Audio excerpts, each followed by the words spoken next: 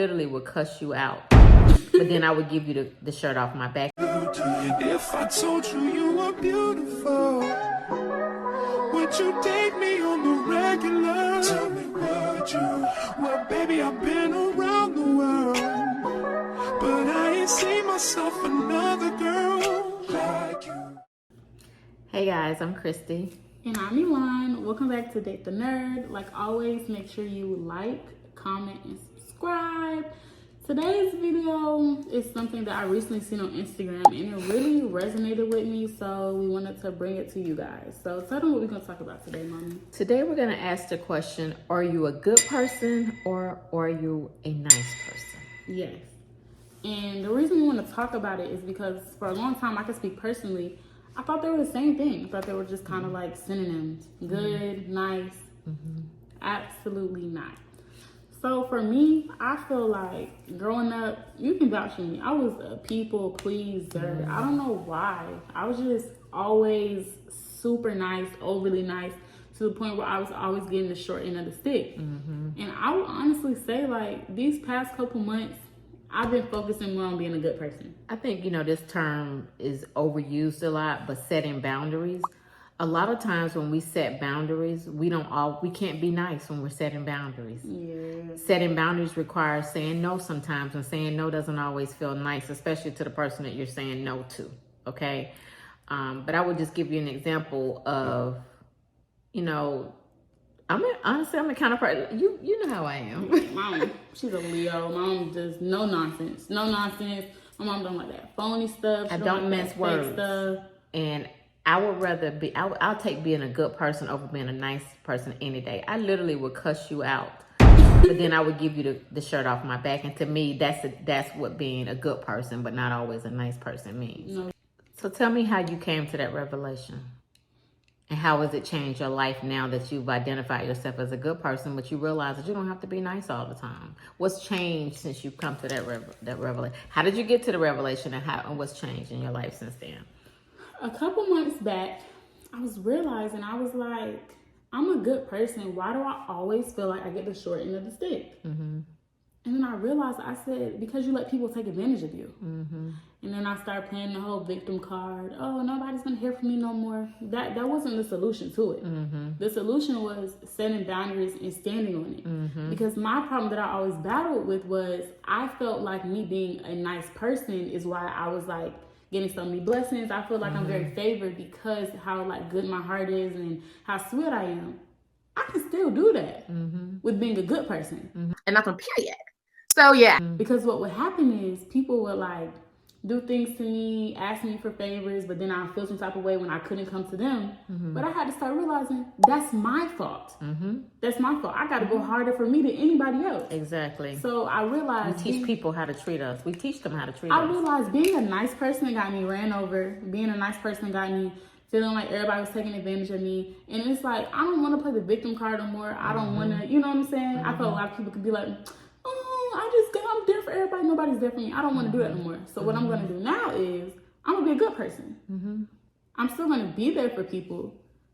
But and you can be nice until people put you in a situation where you shouldn't be nice. Yeah. You can be nice. You can be good and nice, right? But sometimes people will push you to the point where you don't have no choice but to be. And let me tell you how you deal with people who you feel like might be taking advantage of you. Well, this is what I'm like learning. The people who I feel like might take advantage of me, what I do is now, instead of trying to pour from an empty cup, I make sure I'm good first. You finally got it. I make sure I'm good first. I thought you had learned that from watching me. I didn't. When you got this much in your cup, and you trying to pour into somebody else's cup, it don't work like that. Let me get a little extra in my cup, and then I'll come help you out. Let me take it a little bit further, baby. You don't pour over until you have extra to pour over. Yeah. Just imagine that. Just imagine a cup, right? If you're pouring out and you're pouring over into other people and your cup is empty, you're going to end up, that emptiness is going to result in resentfulness. Yes. It's going to result in bitterness. It's going to evoke. Yes. Eventually, you're going to break up the friendships anyway. Exactly. You know what I mean? Because you're so angry all the time.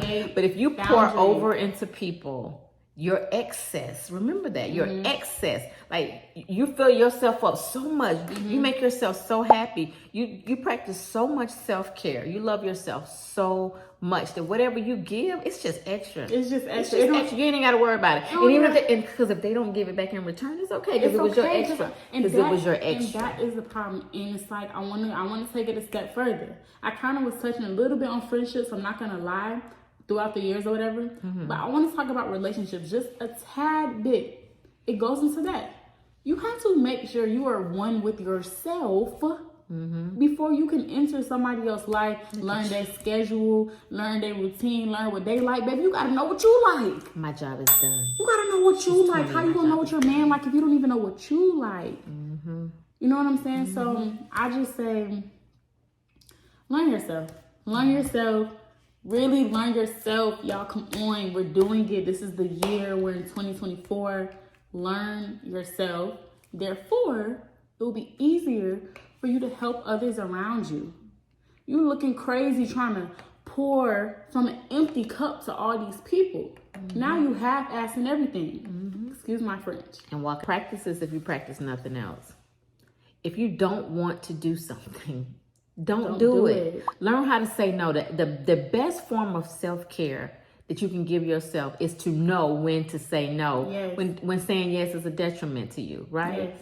There's some things in life that we just have to do that we don't want to do. But for the most part, you shouldn't be doing a whole lot of stuff that you don't want to do. That way, if you don't ever get it back in return, you don't have any resentment because you did it because you wanted to do it. Exactly. There are very few things in this life at my age, at my big age, there are very few things that I do that I don't want to do. Exactly. And like we say, it's okay to take sacrifices.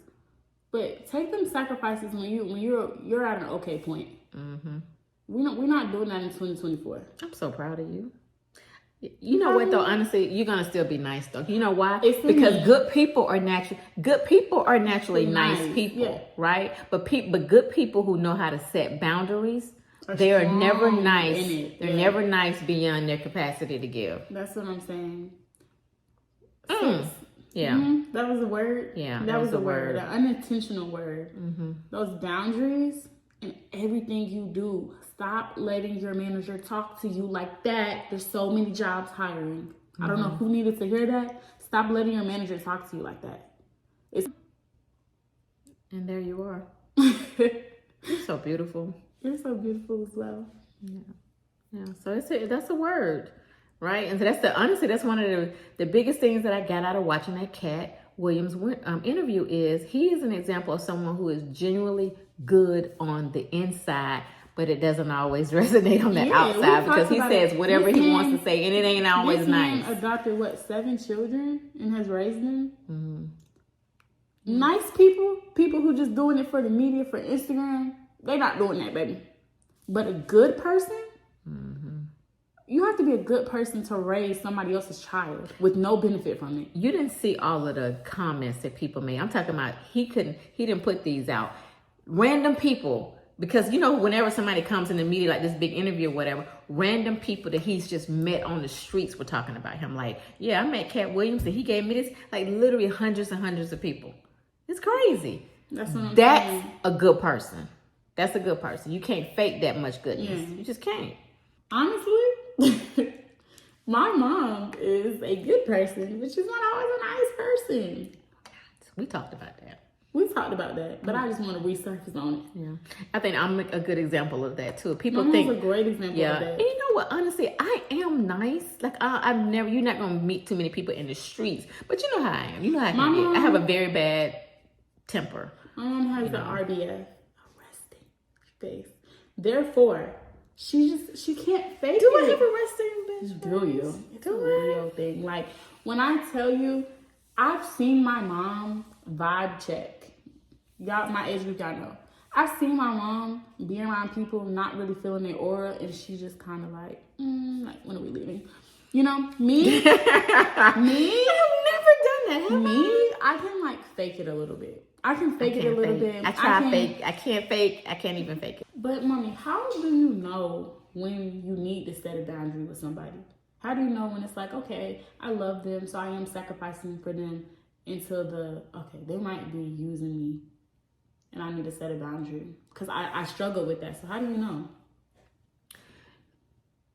Well, how I know when I need to set a boundary is when I feel like I'm operating against myself.